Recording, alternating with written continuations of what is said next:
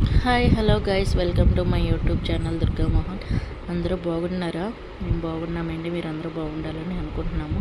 ఇప్పుడు మనం చూస్తున్నది ఉజ్జయినిలోని ఇదొక శివుని ఆలయం అండి. ఇక్కడ శివుని ఆలయం ఇక్కడ శివుడు మనకి మంగళనాథుడిగా దర్శనం ఇస్తున్నారు. ఇప్పుడు మనం అది సాయంత్రం హారతి వేళ అయ్యింది, అందుకని చాలా క్రౌడ్ ఎక్కువగా ఉంది. అందరూ కూడా హారతి తీసుకోవడానికి రెడీగా ఉన్నారు.